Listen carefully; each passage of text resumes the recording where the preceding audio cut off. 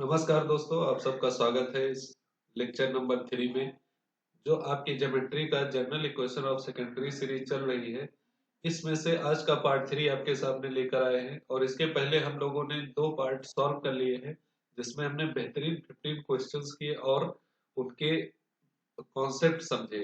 अगर इस तरह से हमारी तैयारी चलती है तो बहुत ही अच्छे मोड़ पे जाके खत्म होगी, और एग्जाम आने से पहले हम बहुत सारी चीजें ऐसे तैयार कर लेंगे। और हमारी कोशिश रहेगी कि आपको लगातार बेहतरीन से बेहतरीन वीडियो दिए जाए।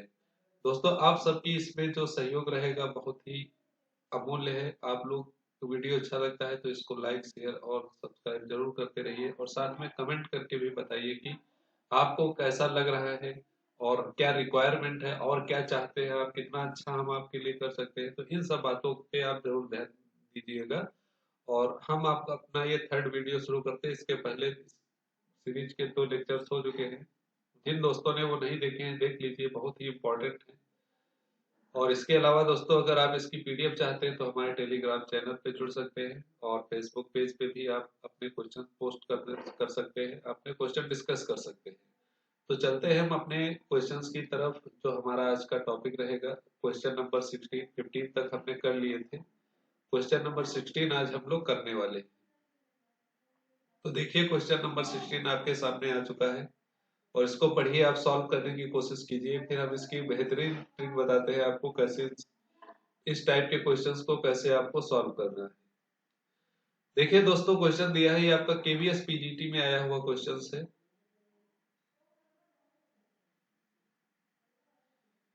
2018 का हुआ क्वेश्चन। इसमें आपको दिया गया है कि the equation of a line whose segment between the lines 5x minus y plus 4 equal to 0 and 3x plus 4y minus 4 equal to 0 is bisected at the point 1, 5 each।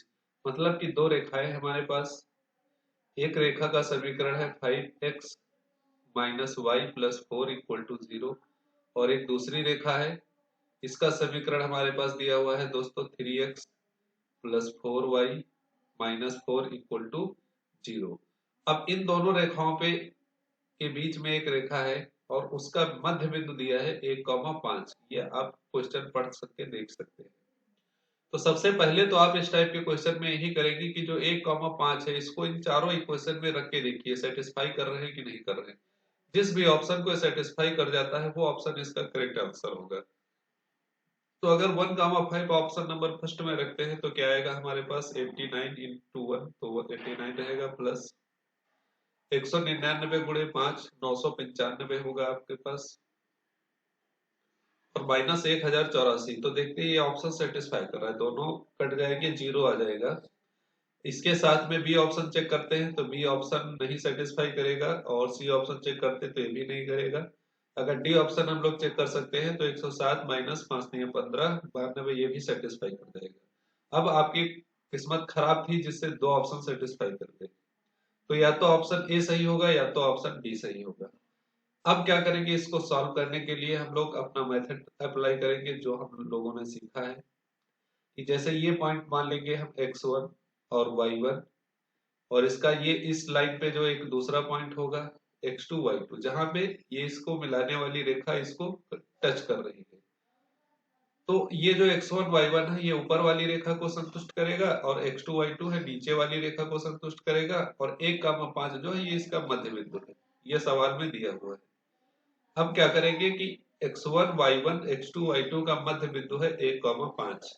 तो ये बात हमने हाई स्कूल में सीखी है कि किसी भी दो बिंदुओं का मध्य बिंदु कैसे निकालते हैं। याद करिए वो दिन जब आप इस टाइप के क्वेश्चन किया करते थे। दो बिंदु होते थे और बीच का मध्य बिंदु निकालना होता था। वो फॉर्मूला क्या था, x1 plus y1 but x1 plus x2 बटे 2, कॉमा y1 प्लस y2 बटे 2। अब आपके पास यहाँ पे x ये पॉइंट 1 दिया है और ये पॉइंट 5 दिया है, तो कह सकते हैं आपकी x1 प्लस x2 बराबर 2, और y1 प्लस y2 बराबर 10। तो यहाँ से अगर x1 आप निकालेंगे तो 2 माइनस x2 आएगा, और यहाँ से y1 अगर निकालते हैं तो 10 माइनस y2 आएगा। ये x1 और x2 क्या करेंगे, आप समीकरण फर्स्ट में रख देंगे, मतलब जो भी इक्वेशन हमारे पास है 5x1 minus y1 plus 4 equal to 0। अब आप सोचेंगे ये कहां से है, तो पहला समीकरण देखिए, इस पे ये x1 y1 स्थित है, अगर स्थित है तो इसको संतुष्ट करेगा। 5x1 माइनस y1 प्लस 4 संतुष्ट करना चाहिए। अब क्या करेंगे हम, x1 और y1 की वैल्यू जो हमने यहाँ से निकाली है ये पुट कर देंगे। x1 और y1 की वैल्यू इस समीकरण में क्या करेंगे, रख देंगे हम लोग। तो क्या आएगा, ये 10 माइनस 5x2 माइनस y की वैल्यू रखेंगे तो माइनस का 10 plus y2 plus 4 equal to 0। तो यहाँ से हमारे पास 10 कैंसिल आउट हो जाएगा, तो माइनस से मल्टीप्लाई कर देंगे हम लोग। 5x2 minus y2 minus 4 equal to 0, इसको मान लेंगे समीकरण नंबर 1। इसी तरह से दूसरा समीकरण देखिए आप, कि दूसरे समीकरण में x2 y2 है, तो x2 y2 इसको संतुष्ट करेगा। तो 3x2 प्लस 4y2 और माइनस 4 इक्वल टू 0, ये समीकरण नंबर 2 है। इन दोनों को हल करके हमें x2 और y2 की वैल्यू निकालनी है। ठीक है, तो समीकरण को हल करने का आप ध्यान से देखिए कि कैसे किया जा सकता है, कैसे x2 y2 की वैल्यू निकाली जा सकती है। तो यहाँ पे 4y है, यहाँ पे y है, तो ऊपर वाले में 4 से मल्टीप्लाई कर देते हैं।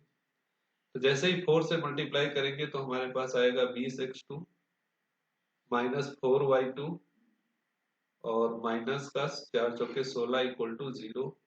तो यहाँ से हमारे पास y2 कैंसिल आउट हो जाएगा प्लस माइनस का, ये 23x2 और यहाँ पे बचेगा बराबर में 16 4 20। तो x2 की वैल्यू आ जाएगी 20/23। इसी तरह से आप समीकरण 1 में इस x2 का आप मान रखेंगे तो y2 की वैल्यू आ जाएगी कुछ हमारे पास लगभग 8/23। अब दो बिंदु हैं, दो बिंदुओं से होकर जाने वाली रेखा का समीकरण क्या होता है, तो ये हमें पता है y minus y1 upon equal to y2 upon y1 upon x2 minus x1 और एक ब्रैकेट x माइनस x1। अब यहाँ पे ये x2 जो हमारे पास आया है ये 20, 23, 8, 8/23 और एक मध्य बिंदु है, मतलब इन दोनों रेखा, ये दो बिंदु मिल गए हमें। अब इस रेखा का समीकरण हम इस फॉर्मूले से फाइंड आउट करते हैं। तो जब आप ये सारी वैल्यू रखेंगे, जैसे y माइनस y1 हमारे पास क्या है 1, तो y माइनस 1। इसी तरह से y2 माइनस y2 है 8/23 और माइनस 1 नीचे, इसी तरह से 20/23 माइनस 5 और x माइनस x1 क्या है 5। तो इसको सॉल्व करेंगे तो हमारे पास ऑप्शन नंबर डी इसका करेक्ट आंसर हो जाएगा, जो बिल्कुल संतुष्ट करेगा। पहला ऑप्शन आपके पास आंसर नहीं आएगा, वो काट देंगे, हटा देंगे, तो डी ऑप्शन इसके लिए सही हो जाएगा। तो अगर आप ऑप्शन दोनों मैच ना करते तो इसको कितनी जल्दी सॉल्व कर सकते थे आप खुद सोच सकते हैं। चलिए हम नेक्स्ट क्वेश्चन में मिलते हैं। क्वेश्चन नंबर 17 हमारा आज का यहाँ पे दोस्तों दिया हुआ है। क्वेश्चन नंबर 17 है, इस समीकरण 9x² plus 2hxy plus 4y² plus 6x plus 2fy बराबर 3 दो समांतर रेखाओं को प्रदर्शित करता है यदि h प्लस f बराबर है। तो वही general equation of second degree, ये दो पैरेलल रेखाओं को रिप्रेजेंट करता है। इसका मतलब क्या होगा, कब ये समीकरण दो समांतर रेखाओं को रिप्रेजेंट करेगा, इसकी कंडीशन हमें पता होनी चाहिए। दोस्तों अगर रेखाएं समांतर हैं तो इनकी प्रवणताएं क्या होती हैं, बराबर होती है। m1 बराबर क्या होता है m2। ठीक है, अगर लंब होती है तो इनकी प्रवणताएं का गुणनफल जो होता है वो -1 होता है, m1 गुणे m2 -1। तो ये दो कंडीशन हम लगाएंगे यहाँ पे और इसका आंसर निकाल देंगे। बात रही कि प्रवणताएं लाएंगे कहाँ से। प्रवणता तो लाइन की होती है और लाइन का इक्वेशन तो दिया नहीं है, वो मिला के दिया है इतना बड़ा सा इक्वेशन। तो रेखा का समीकरण फाइंड आउट करने के लिए हमारे पास पार्शियल डिफरेंशिएशन होता है। अब जिन बच्चों पे पार्शियल डिफरेंशिएशन आता है वो इस इक्वेशन को आसानी से सॉल्व कर सकते हो। हर एक दोस्त को ऐसा आता होगा क्योंकि आपने बीएससी और इंटर में पढ़ रखा है पार्शियल डिफरेंशिएशन। तो मान लेते हैं हम डेल्टा बराबर दिया है हमारे पास 9x² 2h x y plus 4y² plus 6x plus 2fy equal to 3। तो एक बार इसका हम डेल अपॉन एक्स के रिस्पेक्ट में डिफरेंशिएट करेंगे, मतलब पार्शियल डिफरेंशिएट करेंगे तो एक इक्वेशन मिलेगा, और वाई के रिस्पेक्ट में पार्शियल डिफरेंशिएशन करेंगे तो एक इक्वेशन मिलेगी। और वो दोनों इक्वेशन उस दोनों सरल रेखाओं की ही होंगी जिनको ये रिप्रेजेंट करता है। फिर वहां से हम m1 m2 निकाल लेंगे और कंडीशन जो दी है पैरेलल होने की वो कंडीशन रख देंगे। तो अगर x के रिस्पेक्ट में इसको पार्शियली डिफरेंशिएट करते हैं तो ये हमारे पास 18x आएगा, ये 2h y आएगा क्योंकि x का डिफरेंशिएशन 1 हो जाएगा, ये 0 हो जाएगा, प्लस 6 बचेगा, बाकी 0 हो जाएंगे। तो ये हमारे पास आ गया समीकरण नंबर 1। इसी तरह से हम इसको y के रिस्पेक्ट में पार्शियली डिफरेंशिएट करते हैं तो हमारे पास आ जाएगा ये 8y प्लस 2h x और 2f प्लस 2f, ये हमारे पास आ जाएगा इक्वेशन नंबर 2। अब इन दोनों में हमें ये एक रेखा का समीकरण मिल गया, पहला ये दूसरा ये पैरेलल है तो इनको कंपेयर कर लेते हैं। हाई स्कूल में पढ़ा था कि रेखाएं अगर पैरेलल है तो a बटे बी बराबर b बटे सी बराबर, तो सॉरी ऐसे नहीं था, a1 बटे a2 बराबर b1 बटे b2 बराबर c1 बटे c2। तो इस टाइप का हम लगा देंगे तो यहाँ पे 18 बटे 8 बराबर 2h बटे 2h बराबर 6 बटे 2f।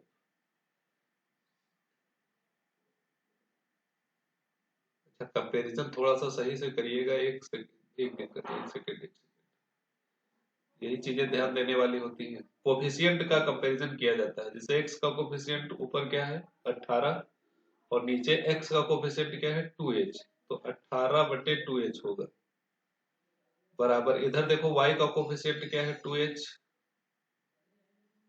और नीचे y का कोफिशिएंट है 8 बराबर 6 बटे 2f। ठीक, अब यहां से क्रॉस मल्टीप्लाई कर लेंगे तो हमारे पास वो आ जाएगी वैल्यू। फर्स्ट और सेकंड का अगर हम लोग क्रॉस मल्टीप्लाई करेंगे तो ये हमारे पास मिलेगा 18 अट्ठे 144, 2 2 जा 4h² 4h² इक्वल टू 144, तो h² इक्वल टू 36 आएगा, तो h की वैल्यू मिल जाएगी हमारे पास 6।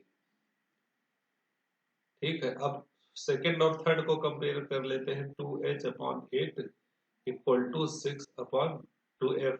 h की वैल्यू 6 यहाँ पे पुट कर देते हैं तो ऊपर 6 दूनी 12 बटे 8 तो बराबर 6 बटे 2f। तो 6 दूनी 12, ये कैंसिल हो जाएगा, 2 4 जा 8, ये कैंसिल हो जाएगा, 2 2 जा 4। तो यहाँ से f की वैल्यू दोस्तों मिल गई 2। अब f प्लस g पूछा, f प्लस h पूछा गया था, तो f है 2 और h है 6, तो 6 और 2 8 हो जाएगा। ऑप्शन नंबर सी इसका करेक्ट आंसर हो जाएगा। तो क्वेश्चन नंबर 17 भी आपके लिए बहुत बेहतरीन एग्जाम्पल था आगे आने वाले क्वेश्चंस के लिए। यूपी पीजीटी 2016-2019 में आया हुआ एक क्वेश्चन है, बहुत बेहतरीन है। कभी भी आपके पास जनरल इक्वेशन दिया है और दो रेखाओं को समीकरण निकालना है तो उनको आप पार्शियली डिफरेंशिएट कर देंगे। अगर पार्शियली डिफरेंशिएशन नहीं करना आता है तो आप इसको सीख लीजिए ध्यान से कि कैसे इसको किया जाता है। चलिए आते हैं नेक्स्ट क्वेश्चन पे, क्वेश्चन नंबर 18। वीडियो आज का छोटा रहेगा क्योंकि कम क्वेश्चन है, 5 क्वेश्चन कराएंगे, फिर अगले क्वेश्चन अगले वीडियो में मिलेंगे आपको। क्वेश्चन नंबर 18 को आप फटाफट सॉल्व करिए। शंको का केंद्र है, सेंटर पूछा गया है, इसकी जो भी सेंट्रिसिटी है, केंद्रता है, वो पूछी गई है। ये भी यूपी पीजीटी 2019 का आया हुआ क्वेश्चन है। इसको भी सेम आप उसी तरह करेंगे, दो अलग अलग इक्वेशन मिलेंगी, उनको सॉल्व कर लेंगे तो उनका इंटरसेक्शन पॉइंट या सेंटर मिल जाएगा। बहुत ही सिंपल है, आसान है, कर सकते हैं बेहतरीन तरीके से। करिए इसको फटाफट, आप पार्शियली डिफरेंशिएट करिए अलग अलग। जैसे हमारे पास ये दिया है, इसको मान लेंगे ये दिया है f, ये फंक्शन है 5x² -6y(xy) plus 5y² plus 22x minus 26y plus 29 equal to 0।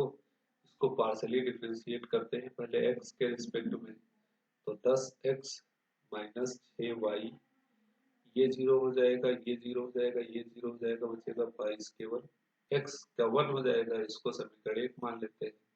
y के रिस्पेक्ट में पार्सली डिफ्रेंशिएट करते हैं, तो y का कोफिशिएंट 10y हो जाएगा, माइनस यहाँ पे 6x बचेगा, y का 1 हो जाएगा, फिर बाकी ये x वाला 0, 29 0, केवल 26 बचेगा इसमें, प्लस माइनस 26। ये समीकरण नंबर 2 हो गया। अब इन दोनों को सॉल्व करके x, अब या तो वही कर लीजिए, अब ऑप्शन चेक कर लीजिए कि कौन सा ऑप्शन इसको सेटिस्फाई कर रहा है। तो पहला ऑप्शन अगर 1,1 हम लोग रखते हैं तो 10 माइनस 6 4 बचेगा, तो ये आएगा नहीं, -1 -10 -16। पहला ऑप्शन तो इस समीकरण को संतुष्ट नहीं कर रहा है, आप खुद चेक कर लीजिए। -1 + 1 रखेंगे तो यहाँ पे -10 और यहाँ -6 -16 मिलेगा, आगे 22 है, नहीं संतुष्ट करेगा। सेकेंड ऑप्शन चेक करिए, बी ऑप्शन। तो बी ऑप्शन अगर फर्स्ट इक्वेशन पे आप रखते हैं तो ये हो जाएगा 10 माइनस का और माइनस का 6 × 2 12 और प्लस 22, तो -10 -12 माइनस का 22 प्लस 22, ये 0 आ जाएगा, ये संतुष्ट कर रहा है। दूसरे वाले को भी चेक कर लीजिए, y की वैल्यू क्या है, 2 है, तो 10 × 2, -6 की वैल्यू -1 है, तो -1 और -26, तो ये 20 प्लस 6 और -26, तो ये भी संतुष्ट कर रहा है, 0 कर रहा है। इसका मतलब ऑप्शन नंबर बी आपके पास इसका करेक्ट आंसर है। चाहे तो आप इन दोनों इक्वेशन को आप सॉल्व भी कर सकते हैं, जैसे आपने बचपन में सॉल्व किया था कक्षा 10 में। बचपन वही था आप लोगों का, -6x प्लस 10y और -26 बराबर 0। इसको आप जैसे तैसे जो भी कर सकते हैं, x y की वैल्यू निकाल लीजिए, तो वही -1,2 ही आएगा। तो आधा क्वेश्चन सॉल्व करिए, आधा ऑप्शन से करिए, ये भी आपके पास एक तरीका हो गया। ठीक है, आगे बढ़ते हैं क्वेश्चन नंबर 19 पे। यहाँ पे आपको दोस्तों देखो क्या पूछा गया था बच्चों, कि वृत्त का केंद्र जो बिंदुओं 2,0 0,6 5,1 से होकर जाता है। तो ये पॉइंट है, इसको हम अगर कोऑर्डिनेट एक्सिस पे डिनोट करते हैं तो एक पॉइंट है 2,0 और एक पॉइंट है 0,6 और एक पॉइंट है 5,1। तो 5,1 कहीं कहीं पे मिलेगा इधर ऐसे, यहाँ पे 5,1। इन तीनों बिंदुओं से होकर एक वृत्त जाता है इस टाइप में, और उस वृत्त का हमें सेंटर फाइंड आउट करना है। तो इन तीनों बिंदुओं को मिलाने पर एक त्रिभुज बनेगा। ठीक है, त्रिभुज बनेगा और उस त्रिभुज का परिवृत्त है ये। क्या है, उस त्रिभुज का परिवृत्त है। अब ये त्रिभुज की अगर जानकारी हमें मिल जाए कि ये त्रिभुज कैसा रहेगा, कैसा बनेगा, तो हम इसका सेंटर भी, मतलब इन सेंटर परिवृत्त मतलब उसका जो हमारे पास कैपिटल आर होता है वो निकाल लेंगे। तो इस त्रिभुज के लिए हमें जानना पड़ेगा कि त्रिभुज कैसा रहेगा। समबाहु है तो उसका केंद्रक होगा, वही इसका हो जाएगा सेंटर। अगर इक्वल समकोण त्रिभुज है, समकोण त्रिभुज में तो जो विकर्ण का मध्य बिंदु होता है ये इसका केंद्र हो जाता है, क्योंकि समकोण त्रिभुज में इस टाइप से आपका एक परिवृत्त खींचा जाता है। तो अब इसे पता करना है, जैसे हम लोग ये मान लेते हैं कि हमारे पास एक त्रिभुज है ऐसे उसका एक बिंदु है 0,6 और एक बिंदु है 2,0 और तीसरा बिंदु है 5,1। तो तीनों भुजाएं अगर हम फटाफट निकाल के देखें तो ये भुजा की लंबाई हो जाएगी 5 - 2 3 का स्क्वायर, 1 का स्क्वायर, 3 तरह का 9 1 10, √10 हो जाएगी ये साइड।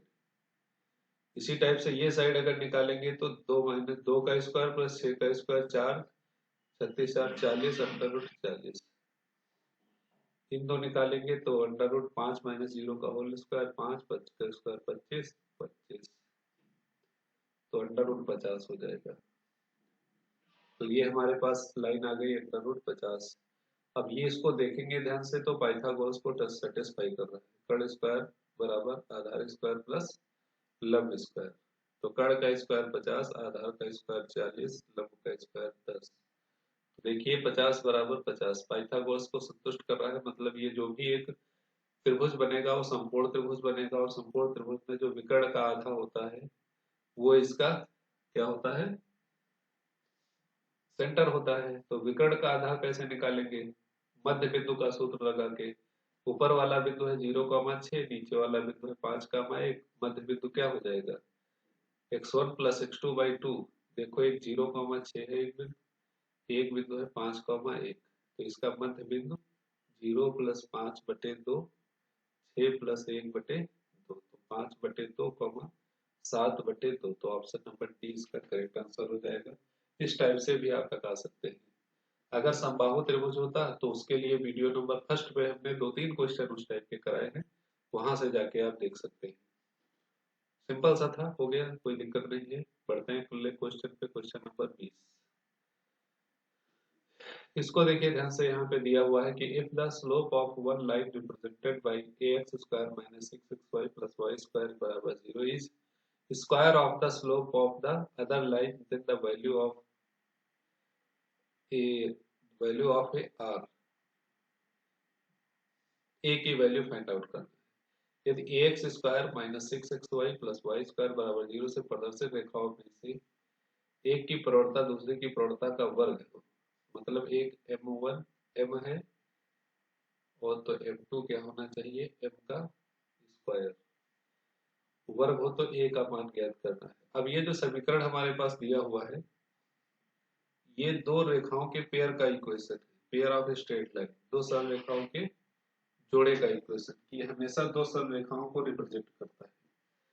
तो इन दो रेखाओं को जो रिप्रेजेंट कर रहा है उनकी प्रवणताओं का योग जो होता है m1 + m2, ये दोस्तों होता है -2h/b। और प्रवणताओं का गुणनफल जो होता है m1 × m2, ये होता है a/b।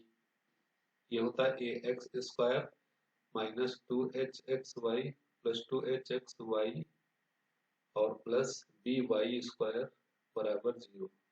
अब यहाँ पे अगर हम कंपेयर करेंगे दोनों समीकरण को, तो a को तो हमें पता ही करना है, तो h की वैल्यू क्या हो जाएगी -3, और b की वैल्यू क्या हो जाएगी 1, क्योंकि यहाँ पे y स्क्वायर का कोफिशिएंट क्या है 1। और साथ ही में ये कंडीशन हमें दी है कि पहली प्रवणता दूसरी का क्या है, स्क्वायर है। तो m1 बराबर m, m2 बराबर m स्क्वायर। तो m1 बराबर m रखेंगे, m2 बराबर m स्क्वायर रखेंगे, बराबर -2h, -3 है तो प्लस का 6 हो जाएगा, और b क्या है 1 है। तो ये हमारे पास सॉल्व होके आ जाएगा m ब्रैकेट m प्लस 1 बराबर 6। m का क्या मान लेंगे कि 6 आ जाए, तो यही से हमारे पास आंसर आ सकता है कि m का मान क्या हो जाएगा 2। क्योंकि यहाँ पे अगर 2 रखेंगे तो ये हो जाएगा 2 + 1 3, और 3 दूनी 6। तो m की वैल्यू 2 आ गई। अब इस m की वैल्यू दो समीकरण इसमें रख देंगे दूसरे वाले कंडीशन में। तो पहली प्रवणता m है, दूसरी प्रवणता m स्क्वायर है, और a का मान निकालना है, b का मान 1 है। तो m × m³ हो जाएगा, m³ बराबर a, और m का मान है 2, तो 2 का क्यूब बराबर a की वैल्यू क्या आ जाएगी 8। m की वैल्यू क्या आ जाएगी 8, प्लस का 8 आएगी, तो ऑप्शन नंबर ए में है प्लस का 8। दूसरा अपने आप सही हो जाएगा, दूसरी कंडीशन निकालने की जरूरत नहीं है, क्योंकि पहला ही जब आपके पास सही सही आंसर आ गया तो दूसरा तो आ ही जाएगा। तो ऑप्शन नंबर ए इसका करेक्ट आंसर हो जाएगा। दो प्रवणताएं हो सकती हैं, एक 8 और दूसरी -27। तो ये हमारे पास आज के क्वेश्चन थे, इंपॉर्टेंट क्वेश्चन 20। इसके आगे फिर हम लोग अगले वीडियो में करेंगे। तो आज का वीडियो यहीं पे खत्म करते हैं, इसको आप देखिए समझिए, और मिलते हैं अगले वीडियो में। तब तक के लिए सभी दोस्तों को बाय बाय।